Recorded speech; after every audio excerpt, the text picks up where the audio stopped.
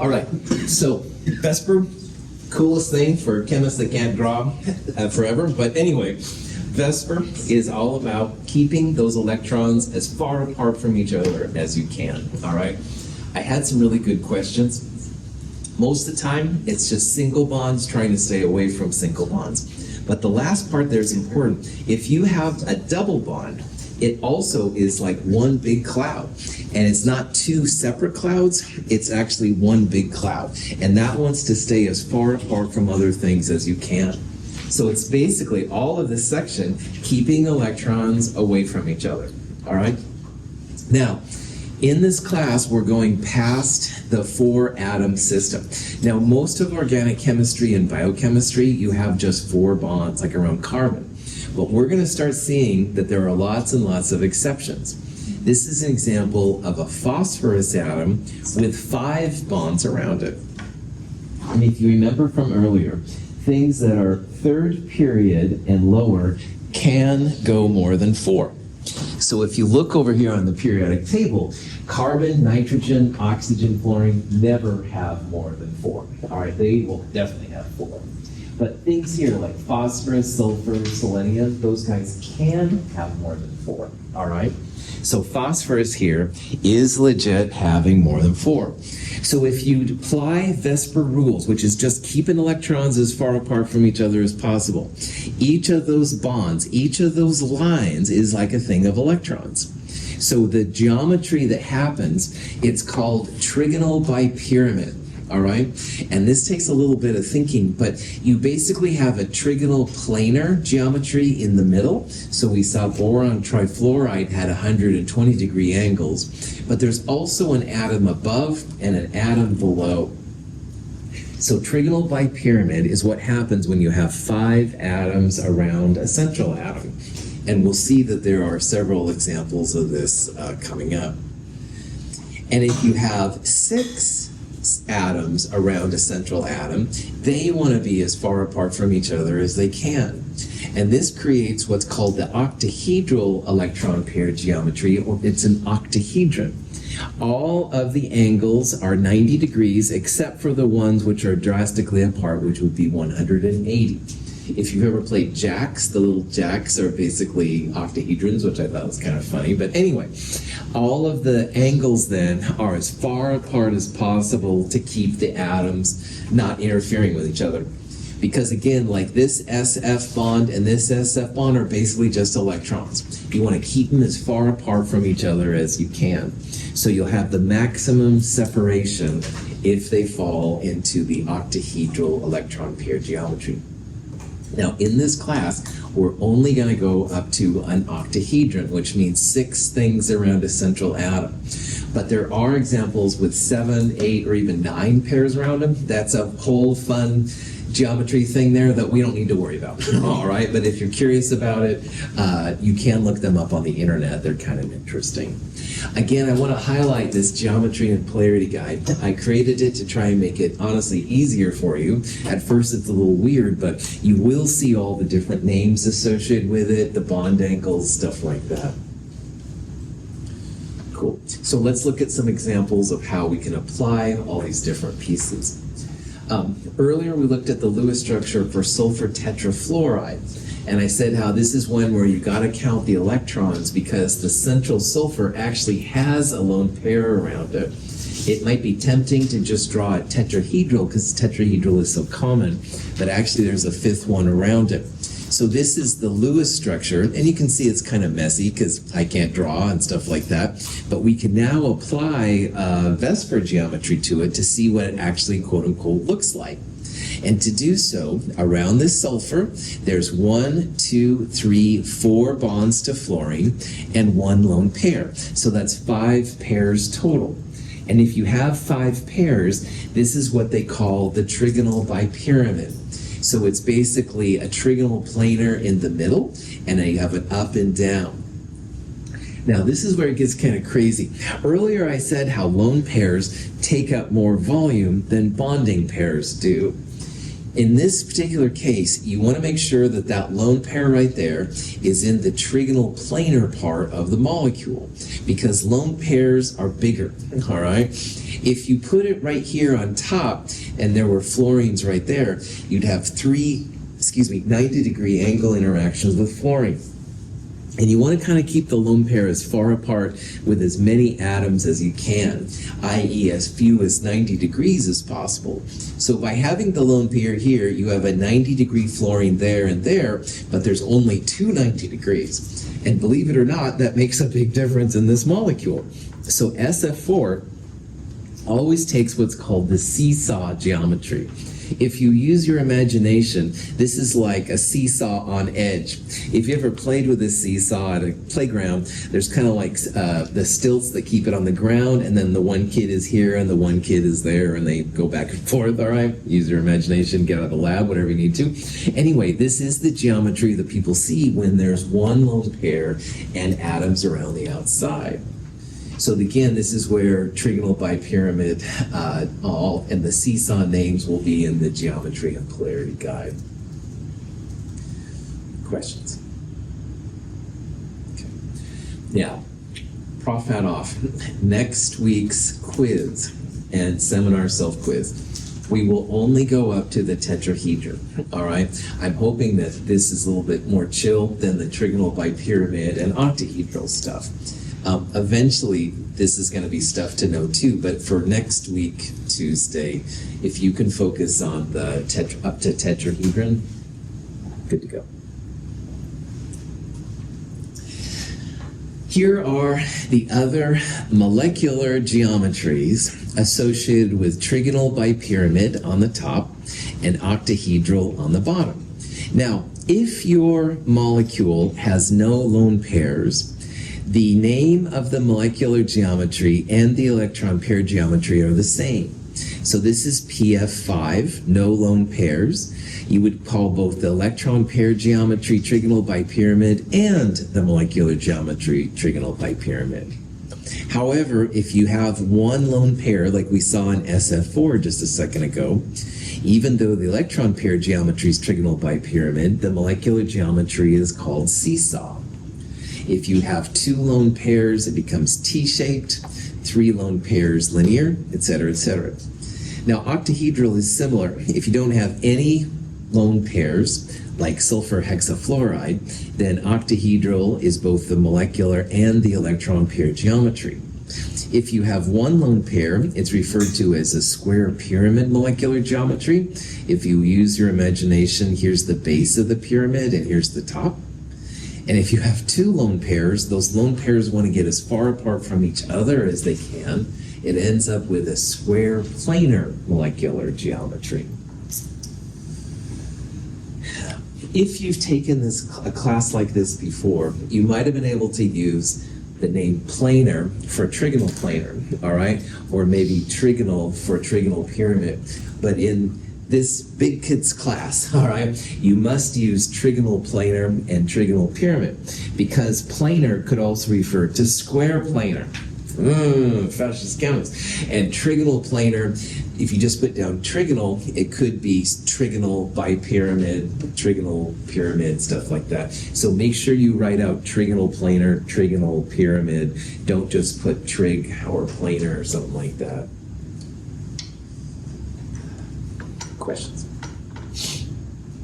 All right. The last thing we're going to talk about here is polarity. All right. And earlier we talked about how if you have two atoms in a bond, all right, if the atoms are different, like carbon and hydrogen or oxygen and hydrogen, the bonds themselves will be polar. But it's possible that all of the polar moments cancel out. So let's go back to me and Schwarzenegger. All right, Schwarzenegger is so strong, he could pull my arm out and stuff, no problem. But let's say the clone of Schwarzenegger came here. So there's Schwarzenegger, clone of Schwarzenegger, and they each pull on me. All right, well, each of them would pull my arms out of the socket. However, assuming my arms stay in the sockets, the pull to this side would be the same as the pull on that side. So even though the Michael-Schwarzenegger bond is polar, and this Michael Schwarzenegger bond is polar. They cancel out, all right? If they're opposite each other, the two polar moments would cancel. So you can have a polar bond, but a non-polar molecule if everything cancels out. If you have done stuff in math with vectors where you draw the little arrows that show like forces and stuff like that, sometimes all the forces together go back to the starting point. That would be canceling the polarity. If you don't know what vectors are, don't worry about it. You don't have to know. I'm going to show you some quick and dirty ways to figure out when things are polar and not. But what we're talking about now, it's not the polarity of a bond, it's the polarity of the molecule. And this is really important. So here's an example of water and methane, all right? Water, we drink it. Methane is natural gas. So if you have a natural gas fireplace or a wood or a stove or something like that, this is what you're using. Anyway, the molar masses are very, very similar. 18 versus 16 isn't a huge difference. But check out the differences in boiling points. Now, water, as you know, boils at 100 degrees Celsius, and methane, though, boils negative 161. So why the heck are their boiling points so different? Usually boiling points are a function of molar mass, and also, as we'll see, polarity. And the molar masses here are almost the same. So it's not the molar mass which is making a difference. We're going to see that it's the polarity which makes quite a difference and why they're so different.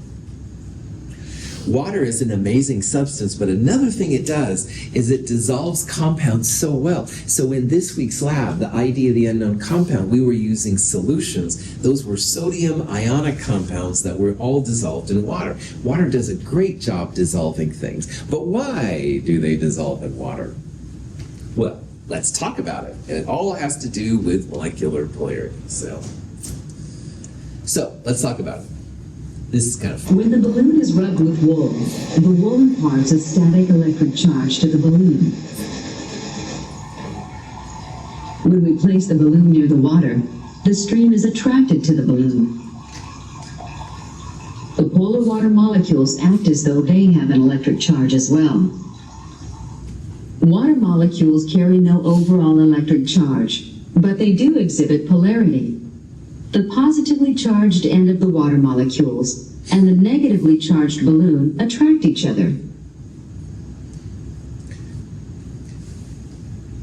If you're at home and you have a balloon and you want to try this, it does work, but here are some hints. First of all, your water stream has to be very, very, very narrow, all right? And we're going to use what's called a burette in a future lab. Burettes are really good about making very thin streams of water. But at home, you can take a balloon. If you don't have the fur, you can use your head, kind of rub it on your head. Anyway, it makes static electricity. And the electricity will actually make, if you put it close, it'll actually bend the stream of water. And again, you have to have a very, very thin stream of water to make this work, but it does happen. And why this happens is we saw earlier how water has a Lewis structure, when we figure it all out, of HOH with two lone pairs on the oxygen. But then we applied VSEPR to it. We saw that there was two lone pairs and two bonding pairs, 4 pairs total, which was tetrahedral. And tetrahedral angles make water have a bent molecular geometry. Now again, my drawings really suck, but hopefully you get the idea. Water's kind of like a V, and that V angle is about 109. So on water, you've got a lot of electron density, those two lone pairs on the up part of the molecule. And on the bottom part, in the middle of the V, you have hydrogens. And hydrogens are much less electronegative than oxygen. So you actually have a slight positive part in the middle of the water, the middle of the V, and you have a slight negative part up by where the electrons are. So in this drawing right here, the static electricity that develops on a balloon is actually slightly negative. And you can see that up here waters are all over the place, but they're all orienting so that the hydrogens are close to the balloon. That's because the hydrogens have a slight positive part, and the oxygens, which are slightly negative, will try and get away. Positives and negatives attract, negatives and negatives repel. So there's actually an attraction for the positive parts of water to the negative parts of the balloon. And this is the power of having a polar molecule, all right? You can make some reactivity happen that wouldn't happen. This negative part is kind of like a beacon, I called it earlier. It's a beacon to negative things. The other side, which is slightly negative, could be a beacon to positive things. So polarity is a big player when it comes to reactivity in chemistry. Any questions? Okay. Now, a molecule, not a bond, but a molecule will be polar if A, the bonds are polar, which means you have different kinds of atoms. So carbon and nitrogen would be polar, but a carbon and carbon would not be polar. Most of the time, this isn't a problem. But the other thing is that you have to have a molecule which is asymmetric. It's not symmetric. So earlier, I talked about how if I am myself and Schwarzenegger's here and Schwarzenegger's clone is on this side, everything around me in that example is Schwarzenegger. So this is a symmetric molecule. What's on my right is on my left, and what's on my left is on my right. That would be an example of a non-polar molecule. But let's say instead of Schwarzenegger's clone, John Cena, I don't know, I'm so anti-hip when it comes to these. John Cena seems like a tough person too, all right? John Cena comes up and pulls, and Schwarzenegger's on the other side. Well, one of them's going to pull more than the other, and I'll let you figure out which one's going to pull more. But they're going to pull. My examples are horrible, Houston, I apologize. Prop that back on. John Cena's going to pull different than Schwarzenegger. One of them's going to pull more. I don't know which one, all right? But that's an asymmetric molecule. So that would be an example of something polar. I have John Cena on both sides, non-polar, because everything around me is John Cena. Schwarzenegger's on both sides, non-polar. Everything around me is Schwarzenegger. But Schwarzenegger and John Cena, one of them's going to pull differently. That's going to be an example of an asymmetric polar molecule. So, instead of John Cena and Schwarzenegger, which is much more fun to talk about, these are examples of where the central atom is surrounded by nothing but the same kind of atom, all right? So what I've been doing so far, this white atom would be like me. The green atoms, if they were both Schwarzenegger, that would be a symmetric one. Or if they were both John Cena, that would be symmetric. This would be an example of a non-polar molecule. If you had 3 John Cenas around you somehow pulling, that would be symmetric as well. That would be nonpolar. Here's 4 around the tetrahedron, 5. Notice how everything around the central atom is the same. That's what it means to be symmetric. If you happen to have a symmetric molecule where literally everything around the molecule is the same, those will be nonpolar. They're not very common. So if you have to guess, almost always something's going to be different, you would guess polar. But if you happen to have the same kind of atoms around your central atom and nothing else, not polar. So again, if you have to guess on these, most of the time the answer will be polar. Because inevitably you'll have hydrogen and chlorine, or you'll have a lone pair and a bromine. Lone pairs count, by the way, too. Most of the time these things are polar, but we will see some examples. For example, CH4, methane. CH4 has nothing but hydrogens around carbon. That would be an example of a nonpolar molecule. Any questions on that? All right. So let's compare carbon dioxide and water. Which one is polar? If you see a question like this, the first thing to do is to draw the Lewis structure. From the Lewis structure, you can see if you have a symmetry around the central atom or if there's a non-symmetric thing where it would be polar. Symmetrical means nonpolar. If there isn't that symmetry, then it will be polar. So drawing the Lewis structure, carbon dioxide has 2 double bonds. A double bond O on the right and a double bond O on the left is a symmetric molecule. Everything around that carbon is the same. So this would be a nonpolar molecule. Now, oxygen pulls a lot more than carbon. Oxygen's more electronegative. It's more into electrons. But this oxygen pulls just as much as that one. They cancel out. So this would be like me in the middle with Schwarzenegger on each side. All right, they're both really strong, but they cancel each other out. Polar bonds, polar carbon-oxygen bonds, but the molecule itself is nonpolar. Now, water, on the other hand, remember, this is the molecular geometry for water. Water has, in addition to the hydrogens, there's a lone pair coming out of the screen and a lone pair going into the screen. I tried to draw it here. My drawings are horrible. But again, everything around this oxygen, not the same. It has 2 hydrogens and 2 lone pairs. A lone pair has a different pull than an atom does, so it's a whole different entity. Everything around the oxygen is not the same. This has polar bonds, oxygen and hydrogen. Oxygen pulls electrons a lot more than hydrogen. This is also a polar molecule because lone pair electrons have their own pull relative to the bonds. This is actually a measurement of polarity. It's in a unit called the dBi. You don't have to worry about that, but they can actually measure how polar something is, and this is just a value. If you have a nonpolar molecule, you don't have a polar moment, you don't have any measurement of polarity. Questions? Okay, here are some more examples. Now, all of these examples have one central atom and 3 atoms around them.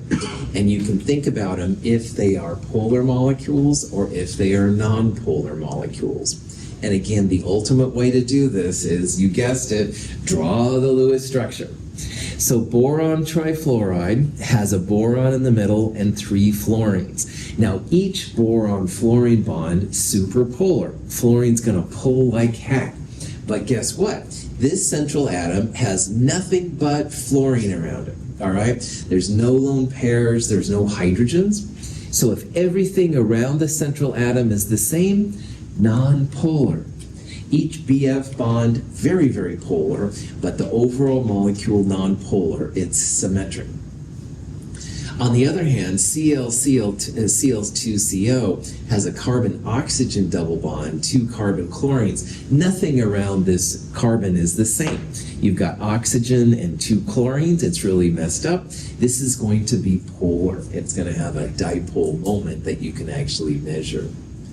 And on the other hand, NH3, it looks like initially that it has only hydrogens around it. But when we drew the Lewis structure, there was a lone pair on that nitrogen. And lone pairs are enough to break the symmetry. So a lone pair and 3 hydrogens, everything around that nitrogen is not the same. This one's going to be polar. So this is nonpolar. These 2 are polar. They all have polar bonds. All right, one atom's pulling more than the other ones. But because this one is symmetric, that makes the whole molecule nonpolar. Questions? Here's another kind of question you might see. It says, which of the following molecules is polar? All right, so which one of the following has an unequal distribution of electrons? The ultimate way to do this one is to draw the Lewis structures for them.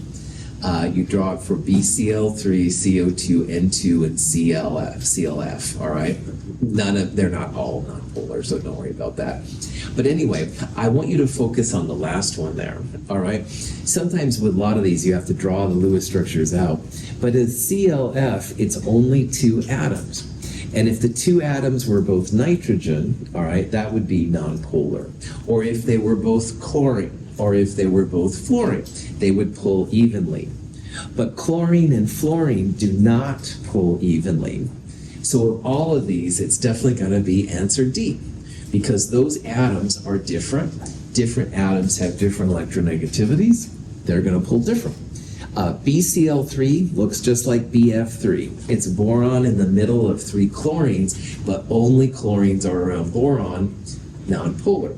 We saw CO2 has the 2 oxygen double bonds, nonpolar. N2 is just 2 nitrogen atoms, nonpolar, but CLF, man, polar. Questions? This is kind of a cool, at least from a teaching perspective, continuum. We're starting with CH4 on the far left, and on the far right we have CCl4. And as you go left to right, you're replacing one of the hydrogens with one chlorine. So CH4 goes to CH3Cl, so you take off one of the hydrogens and put one chlorine in. Then you take another hydrogen off and put another chlorine in to make CH2Cl2. This one has only one hydrogen and 3 chlorines. But anyway, what I'd like you to focus on, the far left and the far right are symmetric molecules. This one has just hydrogen around it, and this one has just chlorine around it. And both of those are nonpolar. They don't have a polar moment. Now, chlorine pulls really hard towards it, but it doesn't matter if it's all the same, which is what CCl4 does. This one's polar. The middle ones are the ones that are going to be polar. So those middle ones and stuff will be the polar ones. So CH4 has the same molar mass as water, but because it's nonpolar, it doesn't make liquids and stuff like that as readily as water does. So that's why water boils so much higher than CH4. We'll talk about this more in Chem 222, but polarity makes a big difference, all right? That's kind of the punchline here. Question? Symmetry is a big part of polarity. And again, if everything around the central atom is the same, it'll be nonpolar. And I just wanted to show you some wild examples of things that we'll see in the future. We won't see them so much right now, but all of these molecules are actually nonpolar. If you use your imagination, around this carbon here, you have 1, 2, 3, 4 CH3s. So only CH3 around the carbon. This is a symmetric molecule. It would be nonpolar. And up here in this disilane compound, if you draw like a sheet of glass through here, those are actually going to be the same on both sides. They're kind of mirror images of each other, and that's what makes it nonpolar. So there are tons of molecules that are polar, and that's why I stand by the statement that in this class, if you have to guess polar versus nonpolar, you should definitely guess polar, because there's a lot more polar ones. But we will run into some nonpolar ones as we go through the class. Questions? That's it for chapter 4. So what I would do between now and Tuesday, focus really hard on things up to the tetrahedron. So make sure you can draw Lewis structures, make sure you know tetrahedral arrangements or 109, stuff like that. We will fill in the rest of this as we go through the class. Definitely check out the geometry and polarity guide, which is in your handout and also online. Thanks for being here. Have a wonderful day.